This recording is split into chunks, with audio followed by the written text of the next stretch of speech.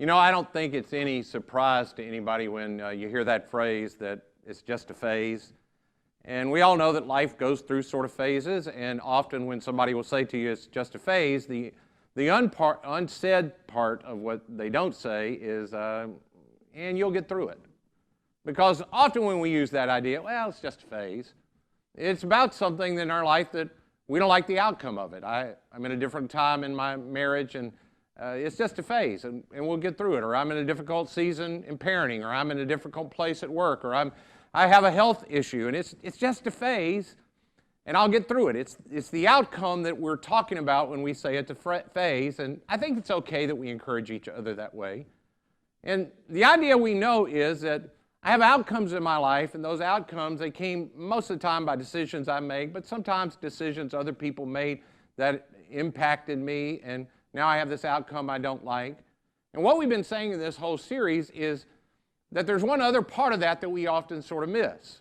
That it's true that your decisions impact your outcomes, or other people's decisions impact your outcomes, but the real issue, if we want different outcomes, is not just making different decisions.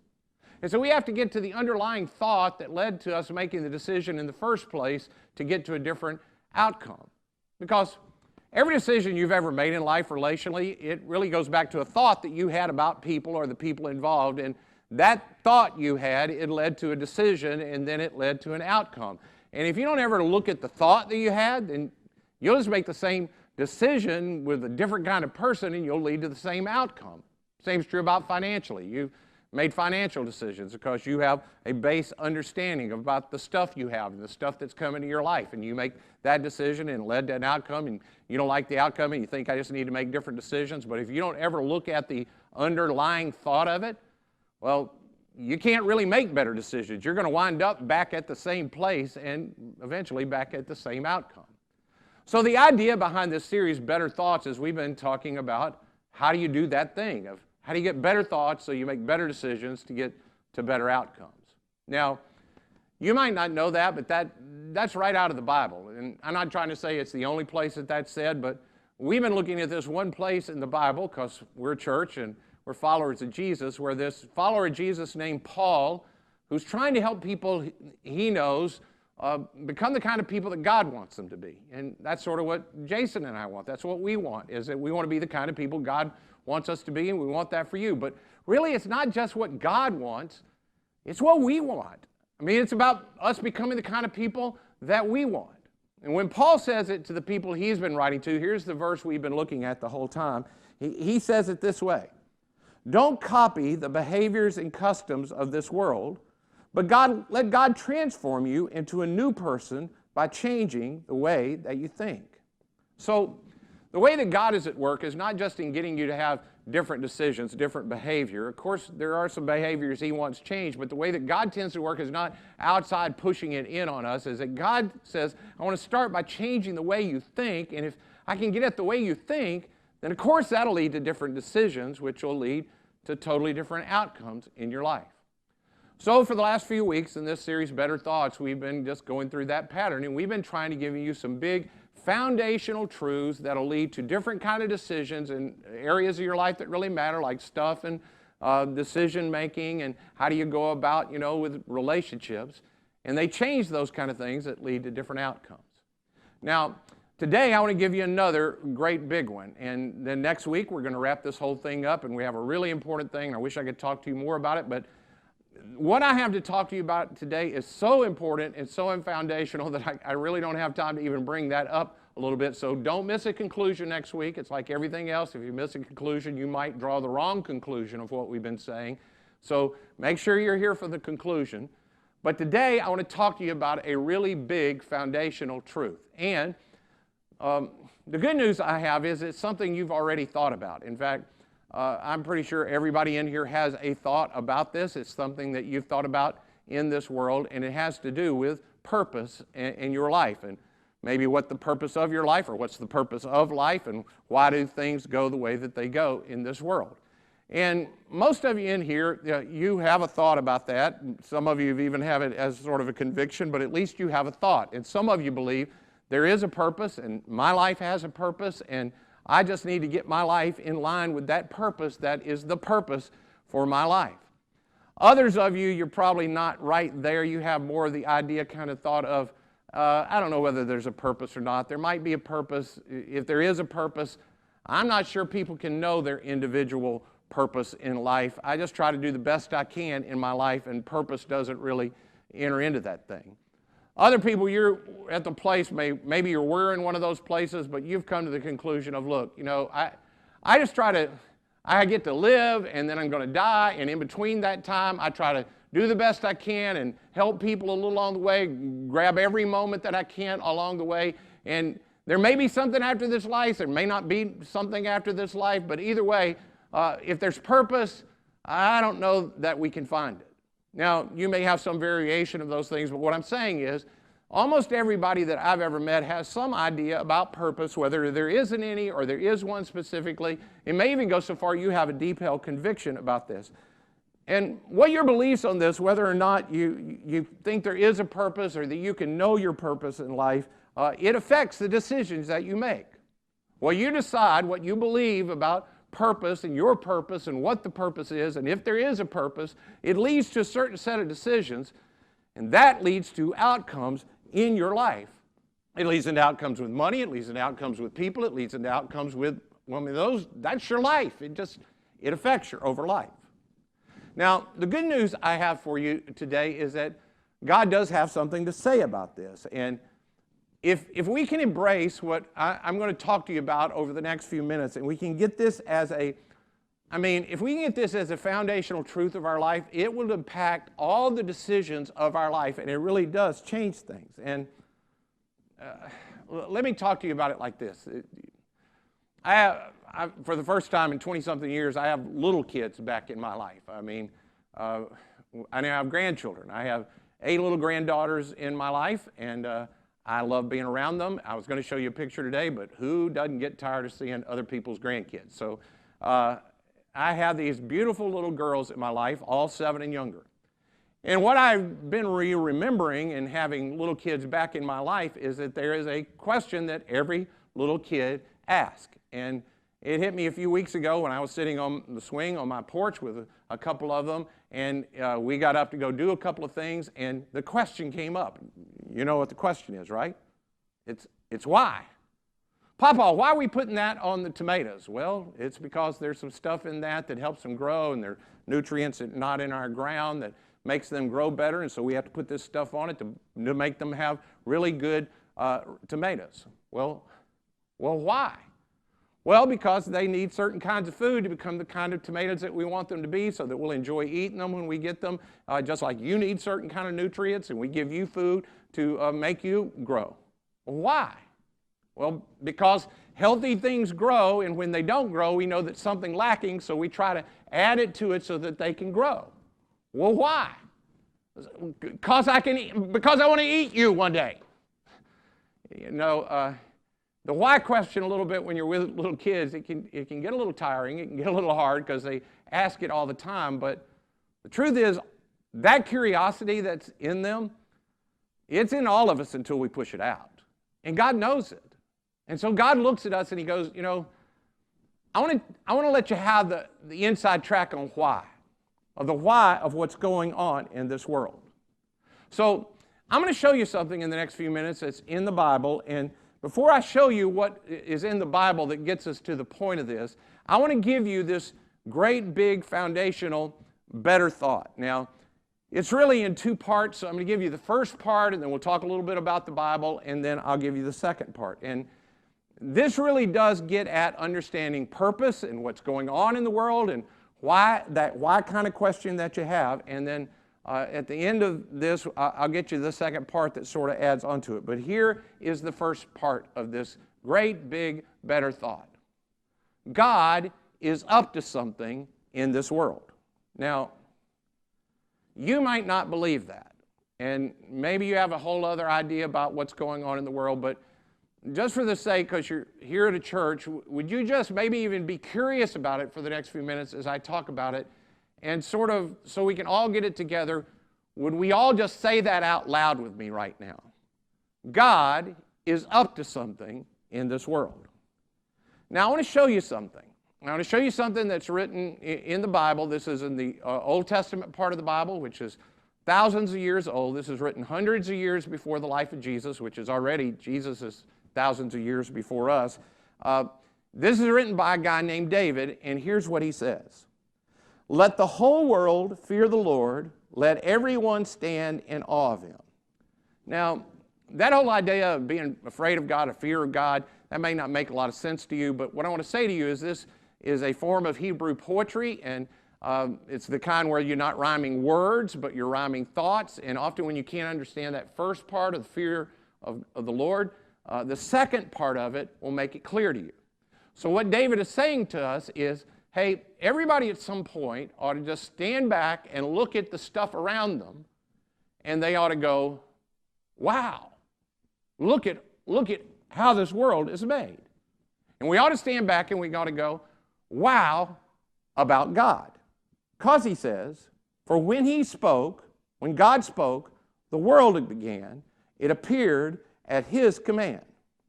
Now, here's what I want to say. Don't get lost in the weeds here for a moment, because no matter what you believe about how everything came to be and God's involvement in that, whether you believe that God is the one that tipped over the first domino and he started a process and everything came to being, and you believe that he's the bang behind the big bang, and so he's the power that got it all started, or you literally believe he created everything exactly as the way it is in minute detail, that he did that all in detail, all at one time. However you see that taking place, don't get lost in that. What David is saying is no matter how you see in that of God being involved, what we know is when you get to the point that you realize there's something in this world, I mean, it ought to tend you to stand back and look at the world around you and go, wow, if there wasn't God, there wouldn't be me. If there wasn't God, there wouldn't be you. If there wasn't God, there wouldn't be any of this. And here's why that's important. Once you get to the place that you deal with the thought of there's something in this world instead of nothing. I mean, instead of me not existing at all, I'm here. And instead of there not being anything, there's something. Then that leads you to the point of that something had to start this, which science tells us there was a point where everything started. Now, we disagree on what that starting point was, or who was the starting point, or whether it was a who, or whether it was just a power behind it. But here's the question that leads to you when you go, there must have been a huge power behind getting this whole thing started. It leads to a logical next question. And the next question is not how. I mean, how's a big question, and people are working on how and trying to figure all of that out. But the really big question is not how, it's why. I mean, why did God start this? Why did God tip over the first domino? Or why did God create it in minute detail? Why is there something and not nothing? Did God lose a bet? Did he get bored? Did he just need something to do? Does he need something from human beings? Is God lacking something that we provide? Why did God make anything at all? Well, in the next little bit, what David does in the next part of this poem is he takes us through the futility of plans that human beings make. And David's king, and he knows all about plans, and you do too. And some of you are planners, and you know, if you're honest about it, that no matter how much in detail you go into a plan and how well you think it out, that you've had plans that they didn't come about the way you wanted. And what David talks about in the next verse or so is just, really, man's plans are sort of futile. They sort of fall apart. But that leads him to a point that you almost can hear him use a big but, that there's a but coming. So he says, but he says, the plans of the Lord stand forever. The plans of his heart stand through the future of all people. David realized that even though his plans and other people's plans, no matter how good we are at planning, that our plans are futile, but that God has a plan, that God is at work. Like something's up in this world, and God is up to something in this world. That's the first part of this better thought, but it's not the end. There's a second part of this, and it is the great, big, better thought that I find that we miss out on, and when we don't have this second part, it leads to decisions that lead to outcomes we don't like. But when you get this one in place, it really does affect your decisions. Here it is. God is up to something in this world, and you've been invited to be a part of it. I've been invited to be a part of it. God is up to something. God's up to something in this world. There really is a plan for this world. There really is a plan for my life. And it's not normally the way that I think about my plans and my big plan for my life, but that God has a plan for the life, and my little life has been invited to play a part in God's big overarching plan for this world. God has a plan. God's up to something in this world. You and I have been invited to be a part of it. Now, I'll just say to you, I think David probably arrived at that conclusion easier than we do, because we're Western people, and we grew up in the USA where we're rugged individualists, and we really do. Even most of us who wouldn't think of ourselves this way, we sort of think the whole thing revolves around us, and God individually thinks about us instead of thinking about us in the overall point. But David, that's not the way he thought. It's not the way the people in his nation thought. It's not the way they saw the world. David and the people of his nation, they saw it through a story that they'd been telling each other about the world for a long time, and it's a story that many of you know and you've heard in parts. It goes like this. God created the world and everything in it, and when He made it, it was perfect and it was beautiful. He made human beings to be part of it, and He made human beings with this funny ability to choose. And we did choose, and we messed up the world and our relationships and everything in it. But God loved His world. God loves this place, and God's up to something in this world. And so God will not be thwarted by the choice of the creatures He's made. He loves us. He loves the planet. So God begins to work to get everything back on track and to restore everything back to the way that He wanted. So He goes to one man, a guy named Abraham, and He says, through you and your family, which he didn't have a family at the time, I'm going to create a nation, and through that nation, I'm going to bring about a man, and through that man, He's going to restore human relationship with me, and He's going to set in motion the thing that will restore everything in this world to the way that I want it. Because I'm up to something. And Abraham, you've been invited to be a part of it. So Abraham, he has a son, and through that son there come 2 sons, and through one of those 2 sons there's 12 sons, and those 12 sons have lots of people, and they grow to a nation. God's up to something. Through this family, God is up to something, and they've been invited. They see it, they're involved in a part of it. And they get off track, and God goes to a man named Moses, and He says, I'm up to something, and I'm inviting you to be a part of what's happening in this world. And Moses invites the Israelites to follow him out of slavery, and they go to a land that God has given them, but they can't stay on track. And then through other prophets and priests and teachers and eventually judges, God tries to get the people on track because He's up to something. And they've been invited to play a part, and eventually they're kings that come on the scene. And then there's David. David who wrote what I read to you a minute ago. David who saw this thing. David becomes the second of these kings, and he looks around at the world, and he hears this story that is the story of the world, and he thinks, God is up to something. And in my generation, I've been invited in my generation to play a part in it. God has been up to something in our nation. God's been up to something in people from the beginning of time. And God was in Moses, and He was in Abraham, and He's through the judges. And David said, He's now in me. And then David died. But the story, it did not end. And different people came, and different countries and different cultures and different languages over thousands of years, and they wrote down the story. And every place people would realize God's up to something, and I'm a part of it. And to the point that eventually, in the city of David, a place called Bethlehem, a baby's born, and they named him Jesus. And when Jesus began to teach, people heard Him teach, and they'd go. And God is up to something in that guy. God is at work in this world through that guy. God is up to something in this world, and I want to be with that guy. And they followed Him around until eventually on the cross He's killed. And when He was killed, Jesus said, it's finished. And I guarantee you, every person that followed Him around, they thought, yeah, right, it's finished. I guess God really isn't up to anything. God certainly wasn't up to something in this. We were just wrong. But 3 days later, Jesus was alive. And when he's alive again, he says to them, all authority has been given to me. So because I have all authority, I say to you, God is up to something in this world, and you've been invited to be a part of it. So I want you to go everywhere, to everybody you have influence. I want you to go to every place that you can go, and I want you to tell them that God is up to something, and he has something going on in the world, and through me, he's invited them to be a part of the restoration of all things in this world, and I'll be with you all the time.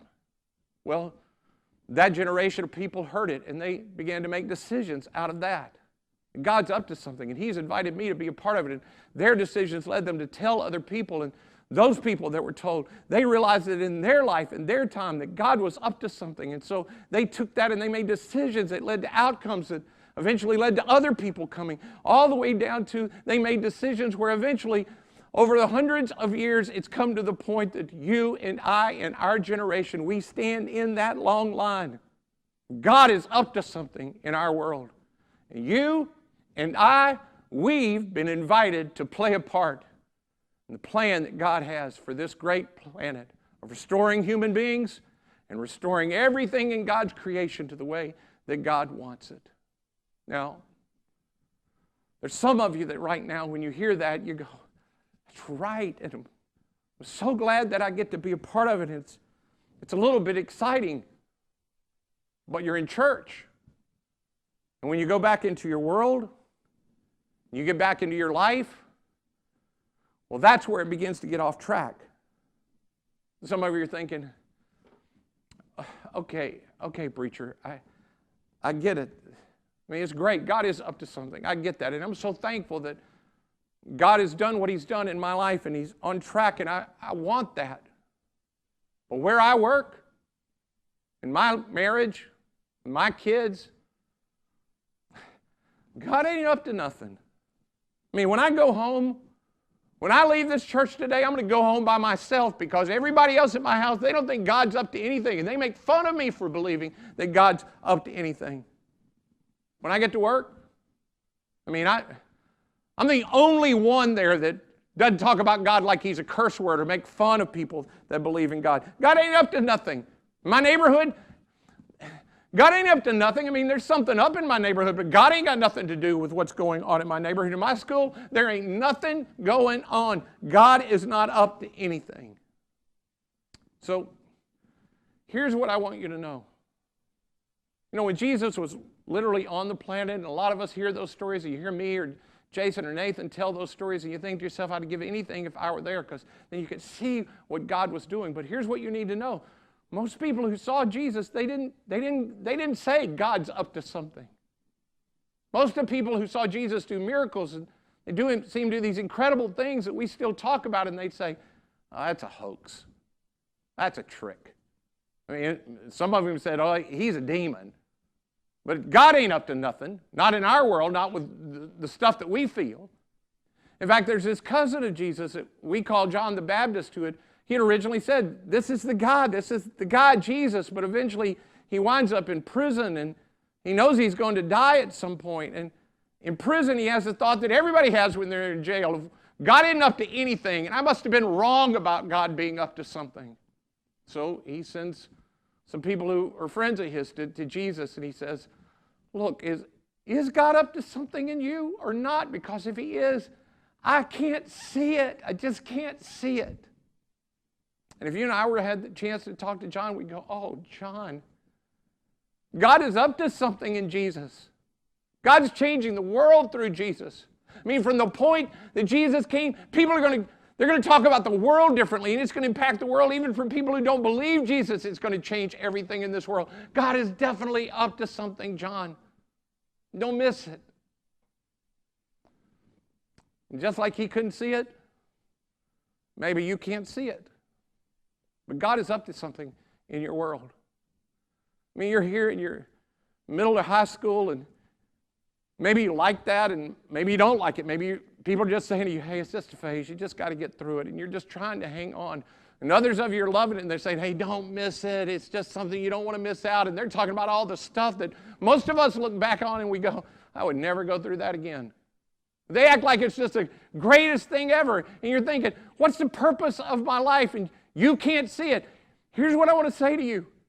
God is up to something in your school.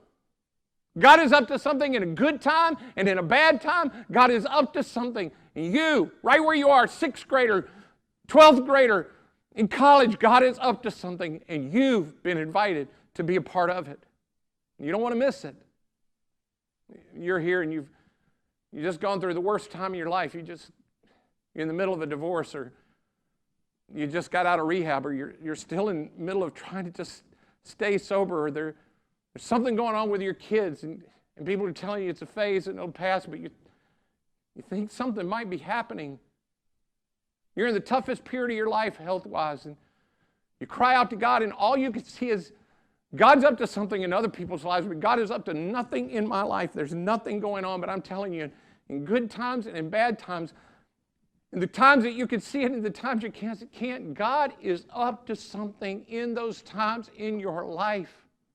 And I get you can't see it right now, but even in those moments, you've been invited to be a part of it. This is your time. This is our generation. This is your moment. And God has placed you in those places, and God is up to something in this world. And you've been invited to be a part of it. I'm telling you. When you get that as a foundational, better thought in your life, it leads to decisions. And it can change everything. I know everyone keeps saying that these are the best days of my life, but high school is going to be pretty tough to top. I served every Sunday in the same 4th grade class. I even got to baptize one of my students. I went on a mission trip, helped my best friend come to know Jesus, and tonight we're going to check out a church where we can continue making a difference. I know this is the time where you're supposed to figure out what you want to do with your life, but I've got that figured out. I'm loving God, loving people, and serving the church. And everyone keeps saying that this is the phase where you make a lot of mistakes and have fun, but that's not how I see it. God has me in an environment where not everyone else can be. And He has a purpose for me right here and right now.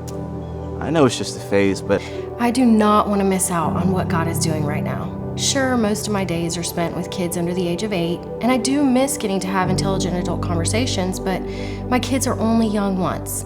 And yeah, it's tiring, but there's something so amazing about being able to teach my children about God's love and then show them through how I love them. I do not get it right all the time, but I just know I'm not going to have this opportunity forever. I mean, I'm also able during this time to build into the lives of some moms in a play group that we're in at the library. It can be so lonely and tiring raising kids, and I just want to be able to love and serve these moms however I can. And with my youngest starting pre-K now, I know that God is putting more teachers and parents into my relational orbit, and I just don't want to miss out on how God wants to use me in their lives.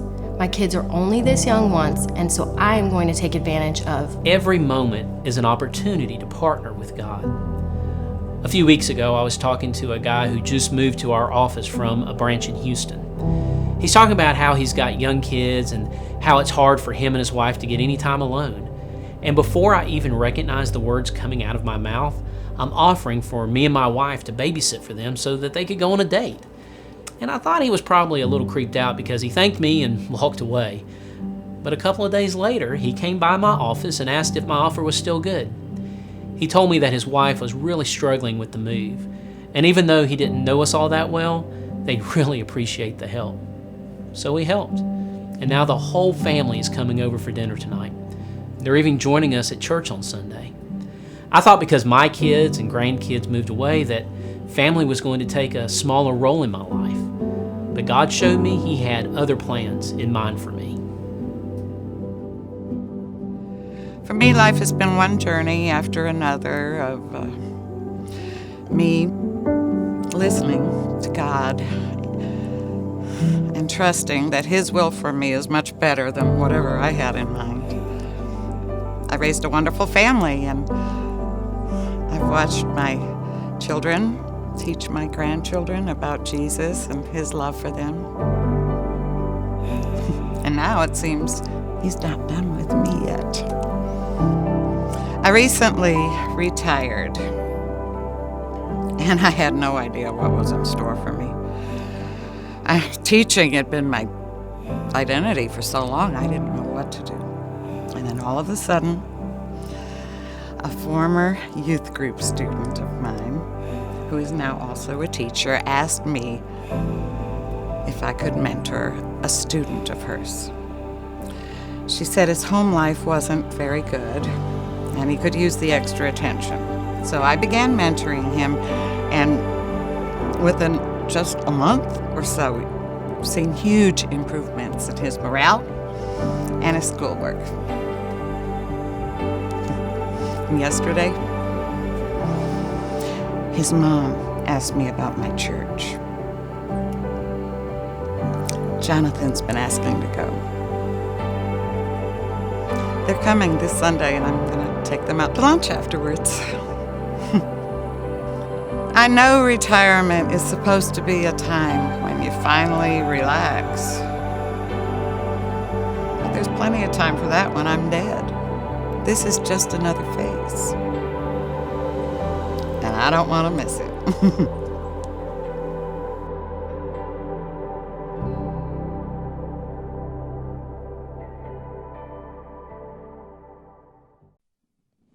See, if I can help you get from a foundation of it's just a phase and I got to get through this no matter what it is, to it's just a phase. And I don't want to miss this phase because God's up to something in this. And I've been invited to be a part of it. I mean, the implications of living that way are huge. I mean, you can see that, right? And see, the implications of it means every day of my life changes. Every morning I can now wake up in my life and when I have this idea that God's up to something and today God's invited me into it. It changes this thought of, well, what am I going to do today? Because I don't always know what's best for me. But whatever I'm in right now, God knows what's best for me. And everybody I meet, every person matters to God. And the stuff I have, it's been given to me by God. It's not mine. It's been given to me. It leads to better thoughts. This foundational idea, God's up to something in this world. Me, and my stuff, and the people around me, God's invited me to play a part in their life. See, when you have that thought, it leads to decisions, and it changes outcomes. You know what the biggest outcome it changes?